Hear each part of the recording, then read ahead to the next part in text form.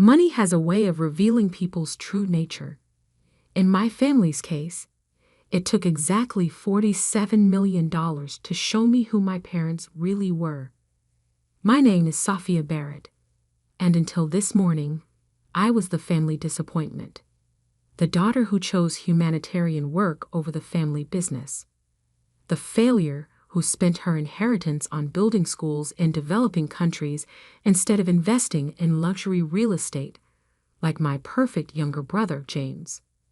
The massive oak doors of Harrison and Associates law firm felt heavier than usual as I walked into the conference room for what my parents had called an emergency family meeting.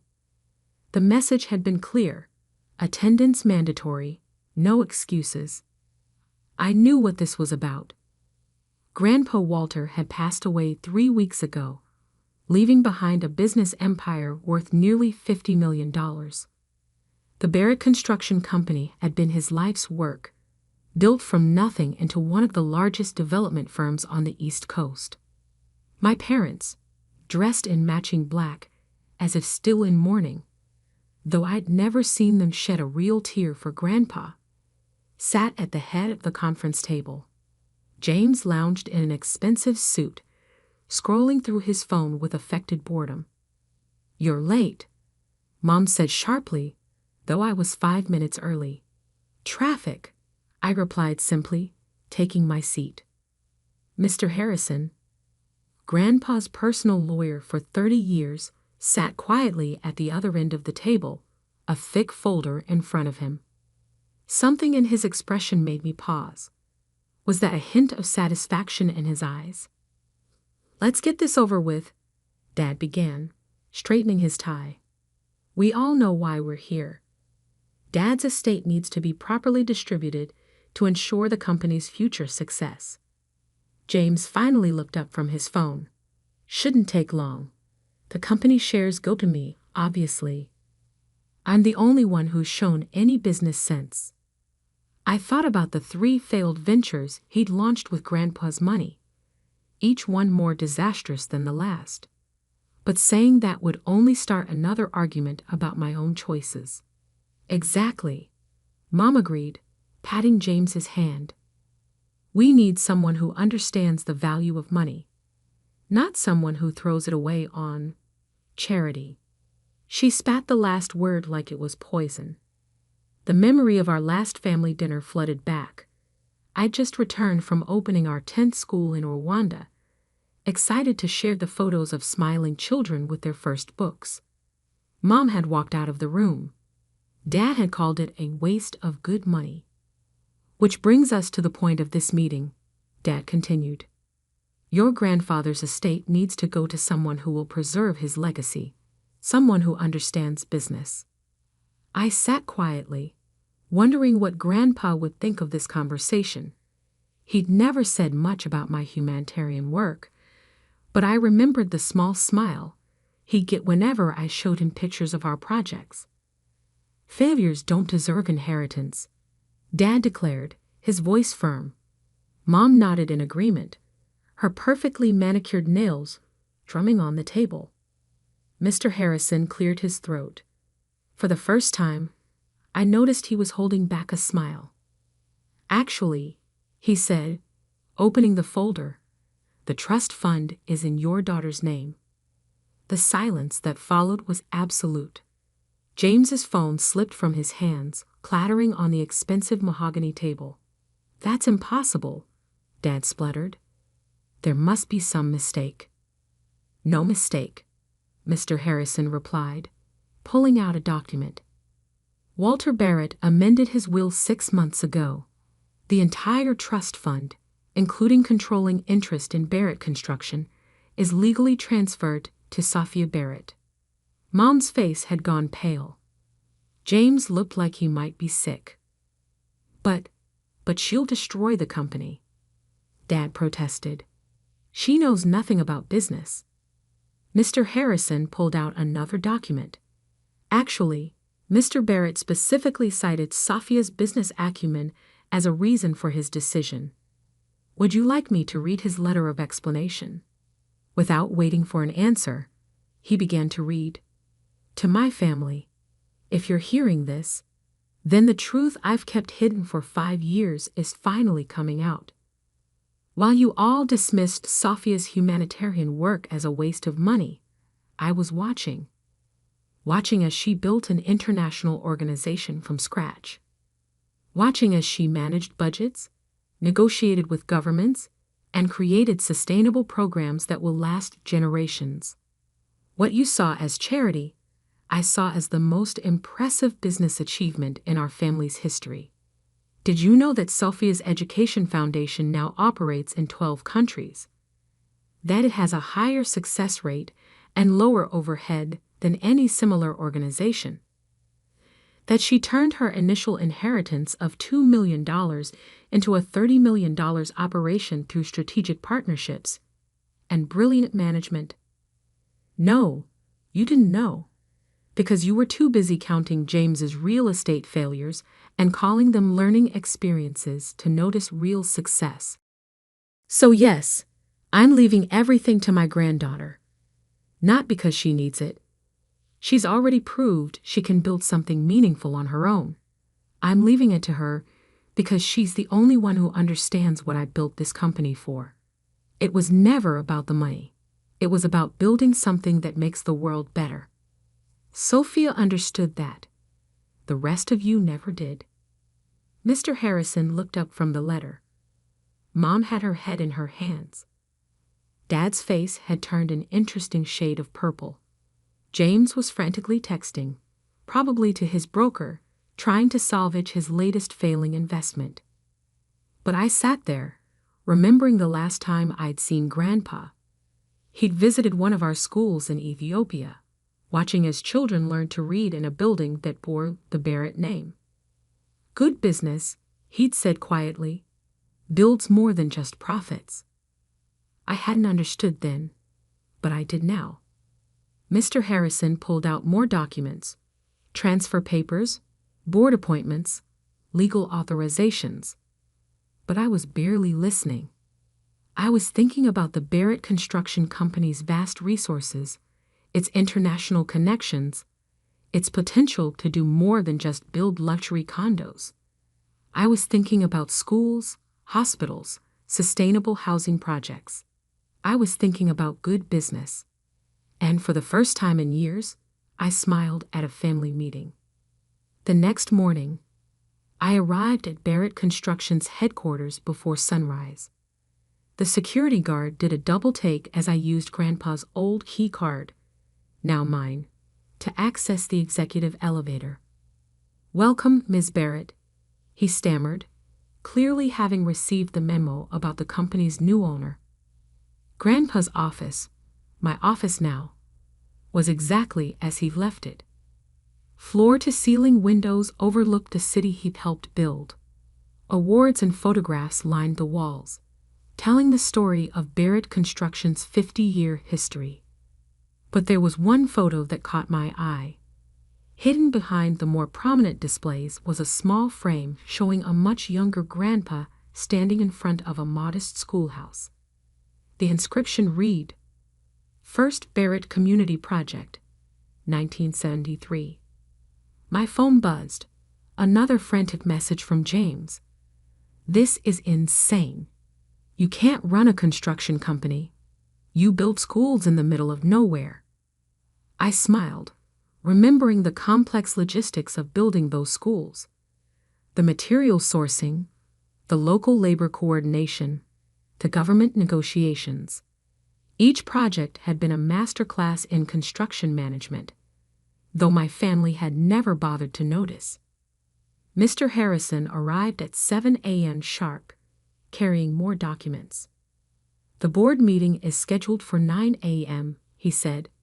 "Your father is demanding an emergency vote of no confidence."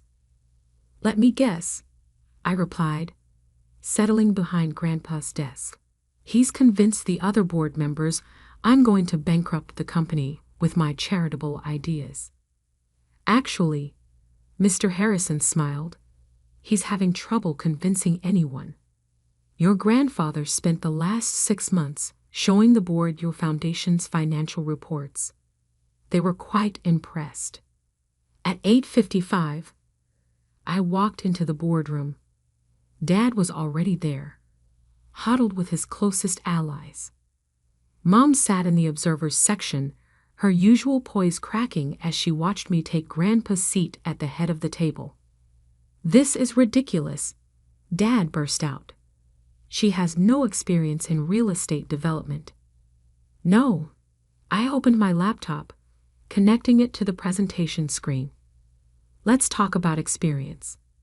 The first slide appeared, a map showing my foundation's projects across 3 continents. In the past 5 years, I've overseen the construction of 47 buildings in 12 countries. Average project completion time, 4 months. Average budget variance, under 2%. Success rate, 100%. The board members leaned forward, their expressions changing from skeptical to interested. "But those were just simple buildings," James interrupted from the observers section. "Not luxury developments." I clicked to the next slide. "This is our technical training center in Kenya, built to international standards, incorporating solar power and advanced water recycling systems. Coming in 20% under budget through innovative material sourcing and local partnership programs." More slides followed. Complex construction projects, detailed financial reports, sustainability metrics that made our traditional developments look obsolete. "Barrett Construction has always been about more than just luxury condos," I continued. "At least, it was when Grandpa started it." I pulled up the photo I'd found in his office, the 1973 schoolhouse. Our company's first project wasn't a high-rise or a shopping mall. It was this, a building that changed lives. That's the legacy I plan to continue.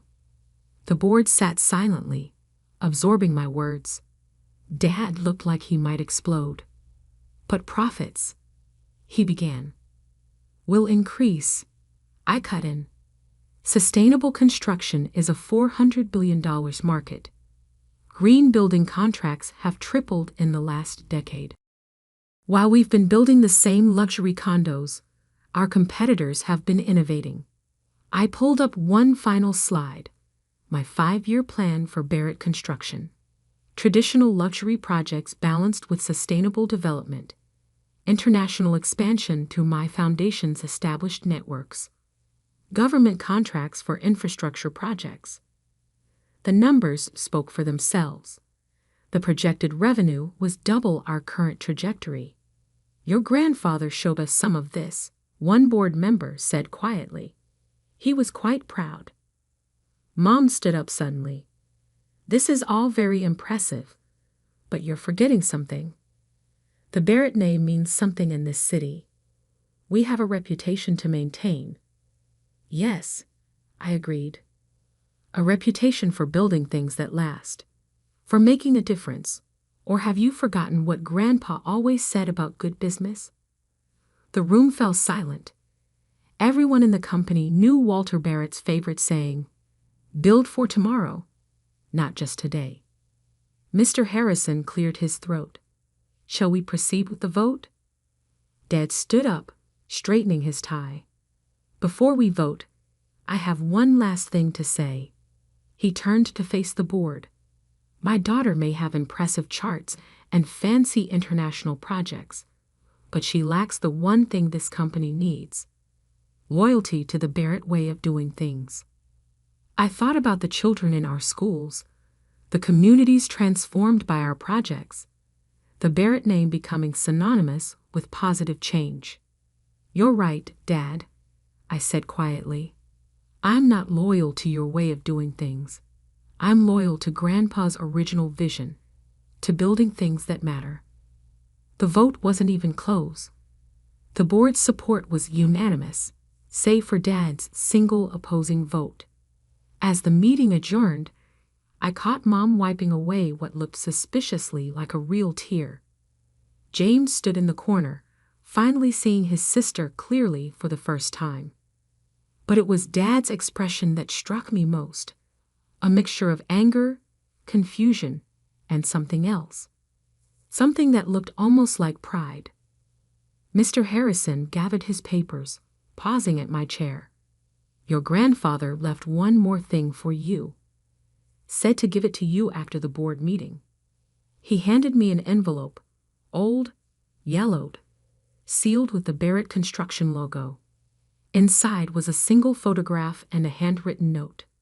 The photo showed Grandpa and me at one of my first school openings in Tanzania. He was looking not at the camera, but at me, his expression full of quiet pride. The note read, Dear Sophia, they called you a failure because they couldn't see what you were really building. But I saw it, and now everyone else will too. Love, Grandpa. I tucked the note into my jacket pocket, next to my heart, and turned to face my new company. It was time to start building. 1 year can change everything. I stood on the rooftop of our latest project, a mixed-use development in downtown Boston that combined luxury apartments with affordable housing and a community education center. Solar panels glinted in the morning sun, and the rooftop garden was beginning to bloom. The press is ready, my assistant Sarah announced, and your family just arrived. Today was Barrett Construction's 50th anniversary celebration, coinciding with the grand opening of what we dubbed the Barrett Legacy Project. It was also exactly 1 year since that fateful meeting where Grandpa's will had changed everything. The elevator opened, and my parents stepped out. Dad looked different, the proud swagger replaced by something more genuine. Mom's designer outfit was as perfect as ever, but her smile seemed real for once. Behind them came James, carrying his daughter Emma. My niece was wearing a Future Builder t-shirt from our new youth education program. Quite a view, Dad said quietly, looking out over the city. Your grandfather would have loved this. He was right. From up here, you could see 3 generations of Barrett buildings.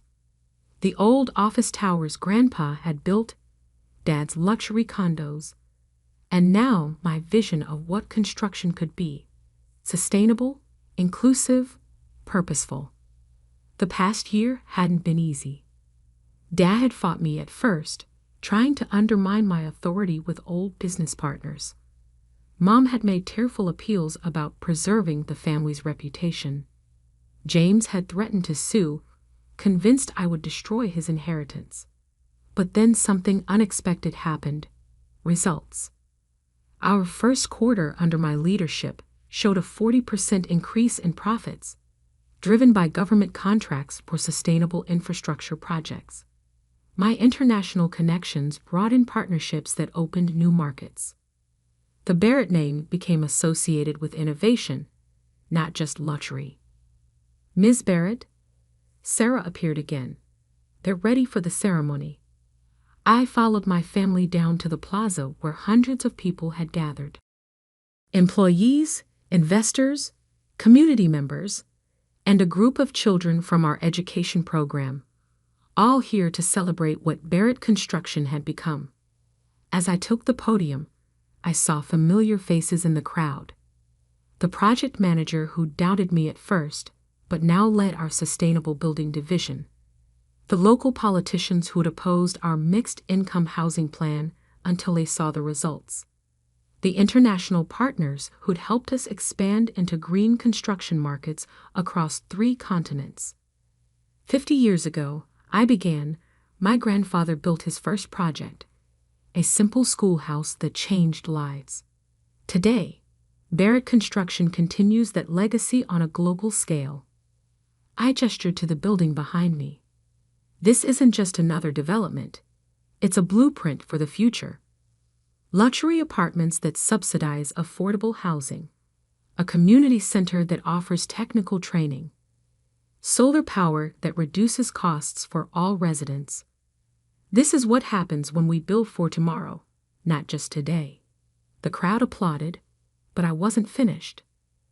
Some of you know that a year ago, my grandfather made a controversial decision.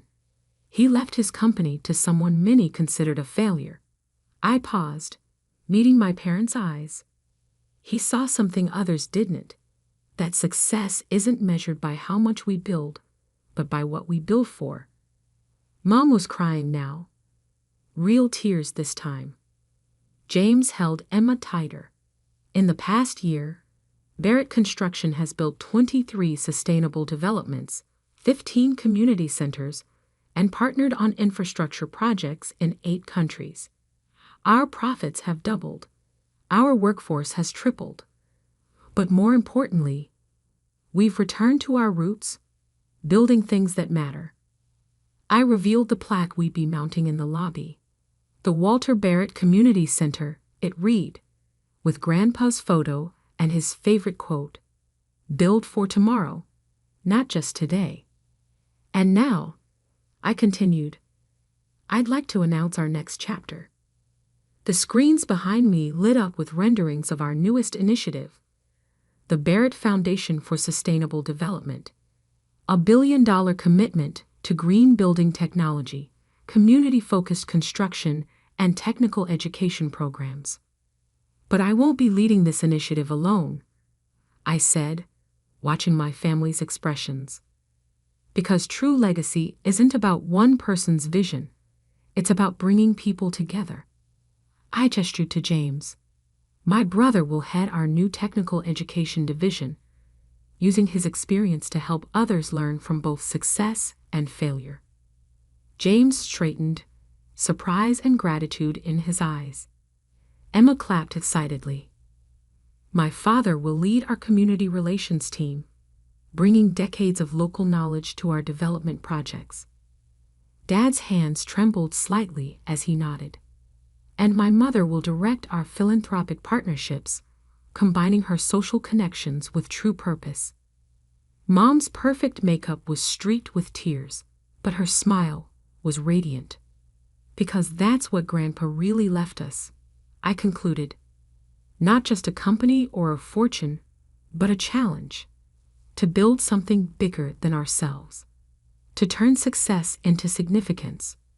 To prove that good business and good works can go hand in hand. The applause was thunderous, but I barely heard it. I was watching my family. Really watching them. Dad's pride was no longer about status, but about impact. Mom's social circle was becoming a force for change. James was teaching Emma that true success means lifting others up. Later, as the celebration continued, I found myself back on the rooftop. The sun was setting, painting the city in shades of gold. In the garden, Emma was helping plant new seedlings, supervised by James. Your grandfather was right, Dad said, joining me at the railing. About everything. Even about me being a failure. I teased. He shook his head. You never were. We just failed to see what you were building. Mom appeared with coffee, not her usual expensive latte, but simple cups from the community center's training cafe. To think, she mused, all those years we worried about the Barrett legacy, and you were building it all along. I took out Grandpa's old photo, the one from my first school project. Now it hung in my office alongside pictures of our new developments. A reminder that every great achievement starts with a simple decision to build something that matters. You know what Grandpa told me once, I said, watching Emma learn about rooftop gardens from her father. He said success isn't inherited, it's built. One day, one project, one life at a time. The city stretched out before us, filled with buildings bearing our name. But now they stood for something more than luxury or profit. They stood for possibility, for community, for change. Sometimes the greatest revenge isn't in proving others wrong. It's in showing them a better way to be right. And sometimes, what looks like failure to some is actually the foundation of something far greater than success. The sun set on our celebration, But I knew tomorrow would bring new projects, new challenges, new opportunities to build something meaningful.